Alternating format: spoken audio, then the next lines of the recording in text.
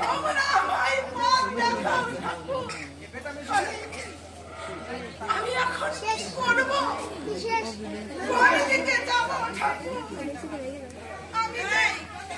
আমি যে চতুর দিকে শুধু অন্ধকার দেখছি ঠাকুর।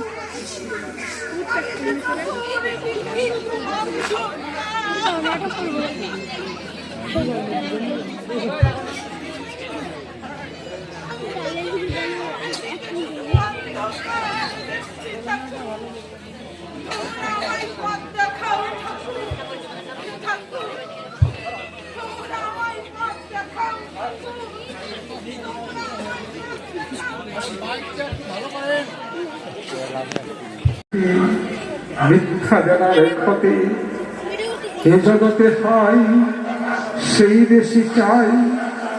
আছে যারে ভুরি ভুরি রাজার হস্ত করে সমস্ত কাঙ্গালের ফলে চুরি। মনে ভাবিলাম মরে ভগবানে রাখিবে না বহরে গতে, তাই বিশ্ব লিখে দিল দুবিঘার পরিবর্তে। সন্ন্যাসী দেশে ফিরি দেশে দেশে হইয়া সাধুর শিষ্য, কত হিরিনাম মনোহর ধাম, কত মনোহর দৃশ্য।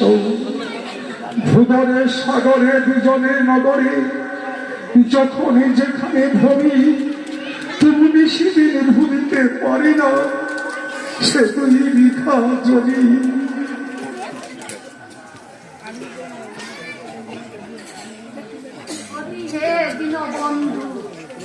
হ্যাঁ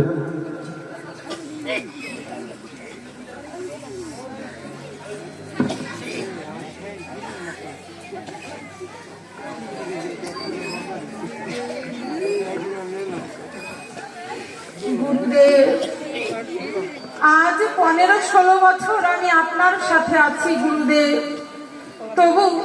তবু কিছুতেই আমি সেই আমার 2 বিঘা জমির কথা ভুলতে পারি না গুরুদেব।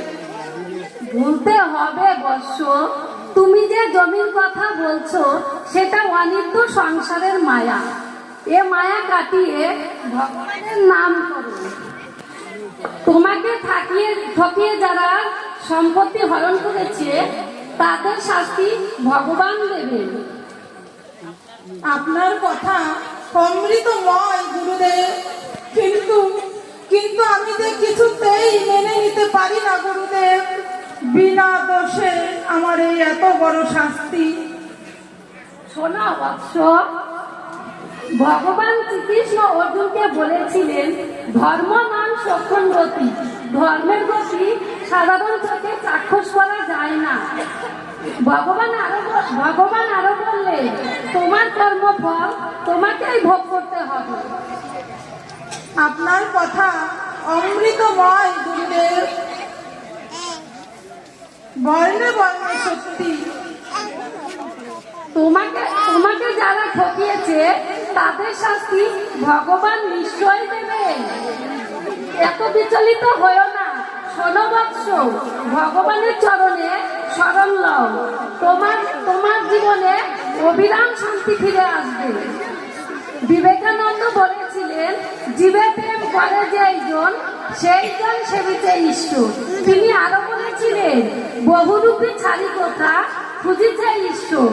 জীবে প্রেম করে যেইজন সেইজন সেবিতে ঈশ্বর। গুরুদেব, আমাকে শুধু একটি বার অনুমতি দিন গুরুদেব। আমি আমার সেই বাস্তু ভিটেটা একবার দেখে আসিব। তথাস্তু, যাও ঘুরে এসো তবে।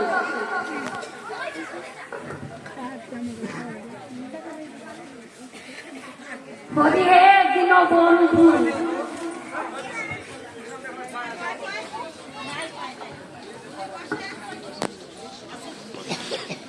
আমার হিয়া